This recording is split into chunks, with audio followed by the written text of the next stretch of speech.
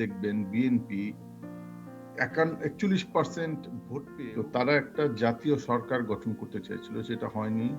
Obviously সবাই জানে তারেক জিয়ার অন্যরকম চিন্তা ভাবনা ছিল। আপনি দেখেন ওদের ইশতেহারে আছে যে ওরা র্যাব কমপ্লিটলি ডিসলভ করবে, টেন্ডেন্সি ছিল এবং আছে আর্মি ইন্টারভেইন করে ক্ষমতায়।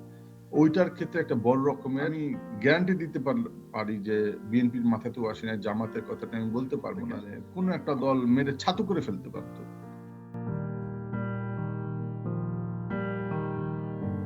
থ্যাংক ইউ ফরহাদ ভাই। আই থিঙ্ক আমার মনে হয় এটা খুবই রেলেভেন্ট কোয়েশ্চেন এবং লোকজনের একটু জানা উচিত যে আমার পার্সপেক্টিভ থেকে মনে করি ক্লারিফাইড হওয়া উচিত। নাও আমি একটু সময় নিব ব্যাকগ্রাউন্ড কিছু দিয়ে, তারপর আপনার প্রশ্নের উত্তর দিব। আপনি দেখবেন জুলাই বিপ্লব যখন হলো, আমি এটাকে অভ্যর্থনা বলি, আমি লোকজন বিভিন্ন বলে ডিফাইন করে বিভিন্ন ভাবে, কিন্তু আমি এখন এটাকে বিপ্লব বলি। আপনি দেখেন যে বিপ্লবের পর এই নেতৃবৃন্দ যারা ছিল, যেমন প্রথম সারির যে ছাত্ররা, তো তারা একটা জাতীয় সরকার গঠন করতে চেয়েছিল, সেটা হয়নি। অবভিয়াসলি সবাই জানে তারেক জিয়ার অন্যরকম চিন্তা ভাবনা ছিল, সে রাজি হয়নি। সেটা হলে একটু হয়তো সুবিধা, কারণ হচ্ছে যে একটা ড্রাস্টিক চেঞ্জ হওয়া দরকার ছিল অ্যাডমিনিস্ট্রেশনে এবং সবখানে, যাতে বিপ্লব পরবর্তীতে এই খুনি হাসিনার সমস্ত এস্টাবলিশমেন্ট ভেঙে নতুন করে গড়া যায়। তো সেটা যখন হলো না, তখন এনসিপি, আপনি যেটা বলেন ইউটোপিয়ান চিন্তা ভাবনা থেকে, তখন ওরা আস্তে আস্তে যেটা করলো, ওরা একটু প্র্যাকটিক্যাল হওয়ার চেষ্টা করতে হলো। কারণ নতুন বন্দোবস্ত, ফরহাদ ভাই, ওরা করতে চেয়েছিল কিন্তু পারে নাই। কারণ আমরা মানুষরা যারা বাংলাদেশি জনগণ, বিদেশে থাকি দেশেই থাকি, আমাদের মাইন্ডসেট তো আপনি একদিন চেঞ্জ করতে পারবেন না।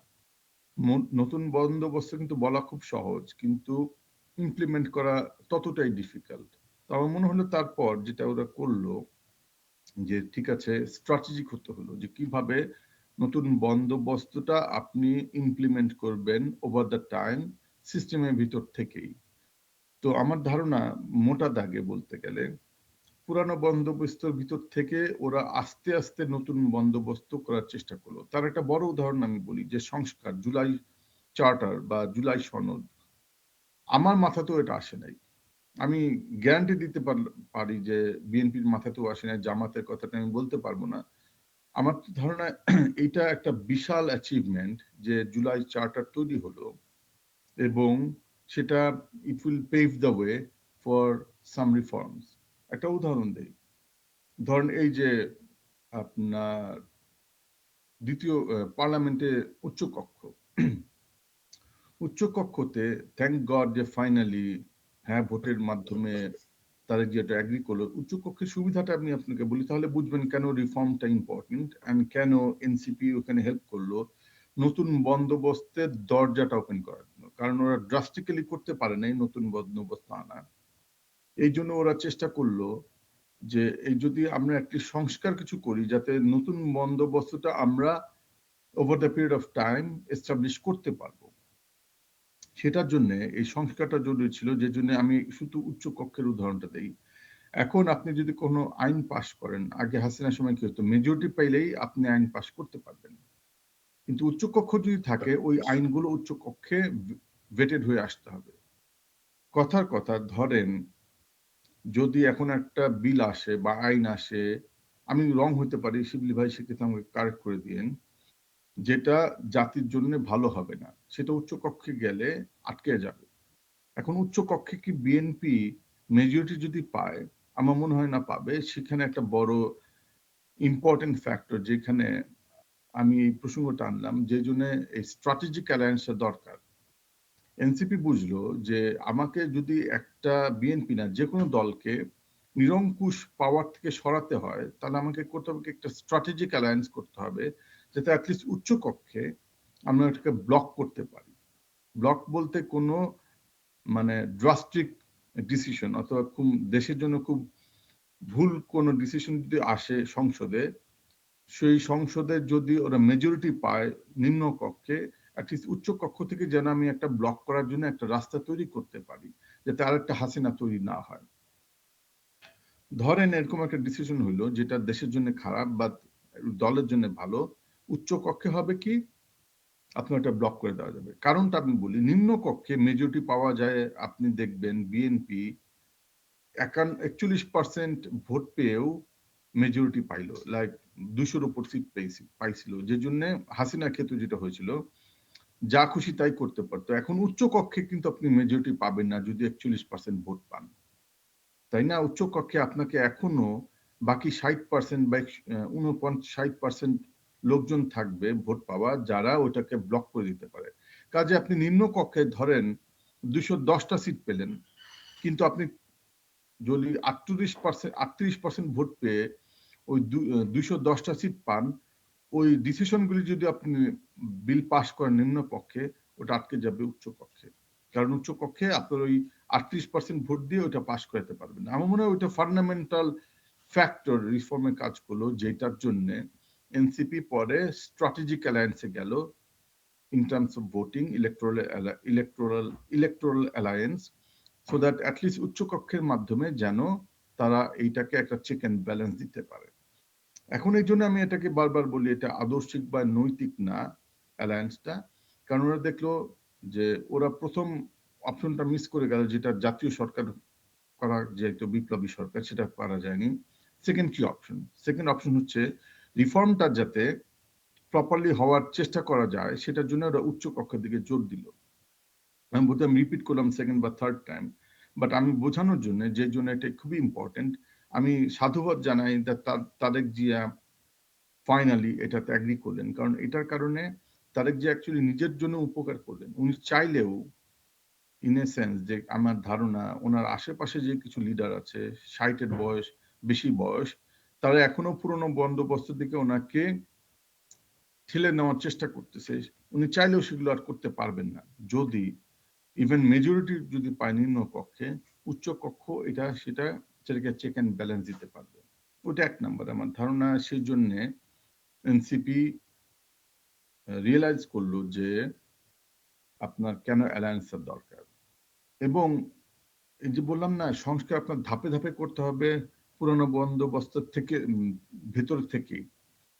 এবং সেই জন্য আপনি যদি কিছু কিছু জায়গায় রিফর্মটা করতে পারেন, আমি যেমন প্রথমে বললাম যে আপনার ওদের যদি 36টা ম্যানিফেস্টো দেখেন, ইলেকটোরাল নির্বাচনী ইশতেহার, কিছু কিছু জায়গায় ফান্ডামেন্টাল জায়গায় ওরা হাত দিয়েছে, এবং আমার ধারণা আল্লাহ করুক যদি ওরা কোনোভাবে 11 জোট ক্ষমতা আসতে পারে, অ্যাটলিস্ট ওই 36টার ভিতরে 6টাও যদি তারা ওই তাদের জোট সরকারকে কনভিন্স করে ইমপ্লিমেন্ট করতে পারে, সেটা আমাদের জন্য একটা ম্যাসিভ ম্যাসিভ ইম্পর্টেন্ট রিফর্ম।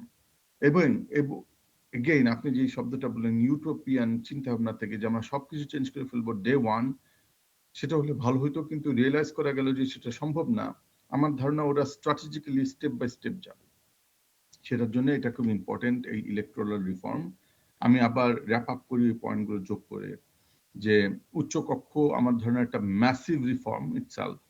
ওটার মাধ্যমে আপনার কিছু স্বৈরতান্ত্রিক যদি মানে বিএনপি যদি ক্ষমতায় যায়, স্বৈরতান্ত্রিক কোনো ডিসিশন ওরা যদি নিতেও চায়, ওর উচ্চ কক্ষের মাধ্যমে সেটা ব্লক করার একটা ব্যবস্থা করতে পারবে, এক নম্বর। 2 নম্বর হচ্ছে যদি ক্ষমতা আসে, যে জন্য আমি শিবলিকে প্রশ্ন করলাম র্যাব, ডিজিএফআই এবং অ্যাডমিনিস্ট্রেশন, আপনি দেখেন ওদের ইশতেহারে আছে যে ওরা র্যাব কমপ্লিটলি ডিজলভ করবে, ডিজিএফআই তে প্রপারলি একটা রিফর্ম করবে, ডিজিএফআই এর যে কাজ করা দরকার এক্স্যাক্টলি সেই দিকে করবে, ধাবিত করবে। আর্মির যেটা চেক এন্ড ব্যালেন্স সেগুলো ইনশিওর করবে। আমার মনে হয় এগুলি ভেরি ইম্পর্টেন্ট মেজারমেন্ট। আদারওয়াইজ বাংলাদেশের একটা মানে সবসময় একটা বাংলাদেশ পাকিস্তানের সবসময় একটা টেন্ডেন্সি ছিল এবং আছে, আর্মি ইন্টারভেইন করে ক্ষমতায়। ওইটার ক্ষেত্রে একটা বড় রকমের চেক এন্ড ব্যালেন্স আসবে যদি এনসিপি কিছুটা সিট পায় উচ্চ কক্ষে এবং নিম্ন কক্ষে। সেই জন্য আমি জানি এনসিপির যারা লেফটিস্ট মাইন্ডেড ছিল, ওরা চাচ্ছে আমরা তৃতীয় পক্ষ একটা শক্তি হিসেবে ভয়েস রেজ করব, কিন্তু আমার ধারণা এনসিপির অ্যাটলিস্ট 5টা সিট লাগবে যাতে ওরা ভয়েসটা রেজ করতে পারে ভেরি ইফেক্টিভলি। আই মিন একটা দল আছে না কাস্তে, ওদের কি দল বলে কাস্তে, ওদের না না কাস্তে ওয়ার্কার্স, হ্যাঁ কাস্তে হাতুড়ি কাস্তে হাতুড়ি, ওরা তো 54 বছর ধরে করেছে বা 30-40 বছর ধরে।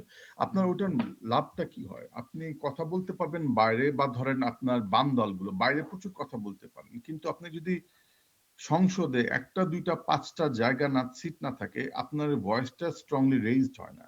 আমার ধরনের সেভাবে ওরা আগাচ্ছে যে আমরা অ্যাটলিস্ট 5টা সিট নেই, আমি আমার ওপিনিয়নে, তারপর উচ্চ কক্ষে যদি 2টা পাই, আমরা at least we can put a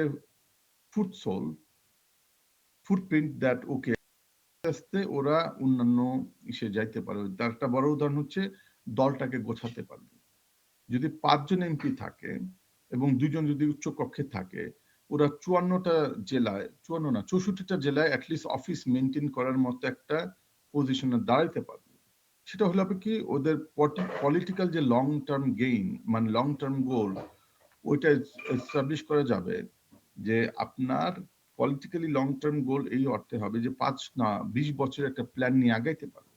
কিন্তু আপনি যদি সংসদে কোনো সিট না পান, উচ্চ কক্ষে এবং নিম্ন কক্ষে, আপনি এগুলি কিছুই করতে পারবেন না। ওই যে আপনার ওয়ার্কার্স পার্টির মতো থেকে যেতে হবে। আমার ধারণা ওই ফান্ডামেন্টালি ওই চিন্তা থেকেই ওরা একটা পলিটিক্যাল না ইলেকটোরাল অ্যালায়েন্সে জয়েন করলো, so that something is better then nothing, ওই জায়গাটা থাকার জন্য। আমি অনেক ওদের এনসিপির কিছু বিদ্রোহী নেতা যারা দল থেকে বেরিয়ে গেল, ওদের কিছু কাউন্টার আর্গুমেন্ট শুনেছি মনোযোগ দিয়ে। আমি 1 মিনিটে শেষ করব। ওদের কথা হলে না, আমরা একটা ভোট না পেলেও আমরা এভাবে থাকতে চাই, কিন্তু এটা রিয়েলিস্টিক না। আপনি একটা বড় উদাহরণ হচ্ছে যে আপনি দেখেন যে যেইভাবে ইলেকশনের আগে মারামারি কাটাকাটি শুরু হলো, এনসিপি কিন্তু টিকতে পারতো না। জামাতে ইসলামের জোট, আমি এটাকে জামাতে ইসলামের জোট বলবো, ইন সেন্স তারা বৃহত্তর পার্টি, ওরা যেইভাবে এনসিপি কে ফিজিক্যালি প্রোটেকশন দেওয়ার সাধ্য রাখে, ওইটা এনসিপি নাই।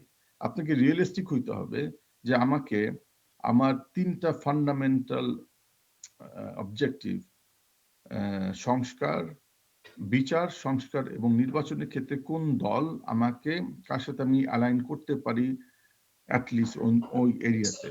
এবং আপনি যদি বলেন বিচার, সংস্কার এবং নির্বাচন, 3টা ক্ষেত্রেই জামাত অনেক বেশি স্ট্রং ভোকাল। আমার মনে হয় ওই দিক দিয়ে ওরা অনেক ওয়াইজ হলো যে ওরা জামাতের সাথে অ্যালায়েন্সটা করলো। এবং coming back to my last point, আমি 10 সেকেন্ডে শেষ করব। ইলেকশনে যে পরিমাণ কাটাকাটি মারামারি আপনার দেখলাম, যদিও আগের বছরের চেয়ে কম বা আগের তুলনায়, কিন্তু এইটুকু পড়া সম্ভব হইতো না এনসিপি যদি একা থাকতো। মানে সাদা বাংলায়, আনফিল্টার্ড বাংলায় বলতে গেলে কোনো একটা দল মেরে ছাতু করে ফেলতে পারতো। এনসিপির ফিজিক্যালি কোনো ক্যাপাবিলিটি ছিল না এবং নাইও সেটা থেকে বাঁচার। আপনি দেখেন জামাতের এত বড় স্ট্রং নেটওয়ার্ক, তারপরে জামাতের নেতাকে আনফর্চুনেটলি খুন করে ফেললো। এনসিপি হলে তো 12টা বেজে যেত। যদি এনসিপি অ্যালায়েন্সে না থাকতো, একদম মাটিতে মিশায় ফেলতে পারতো। এই যে দেখেন অলরেডি হাতিয়াতে এরকম হলো। এইগুলোর কারণে এনসিপি কে বাধ্য হয়ে একটা না একটা অ্যালায়েন্সে থাকতেই হলো। ইলেকটোরাল, আমি মনে করি এটা খুবই প্র্যাগম্যাটিক এবং that is the right way to move. Again আপনি ইউটোপিয়ান চিন্তাধারায় আপনি চেঞ্জ করতে পারেন নাই। আমার ধারণা তারা প্র্যাকটিক্যাল স্ট্র্যাটেজি নিল যে let's do one thing at a time. So এটাই আমার ইনটেক আর কি।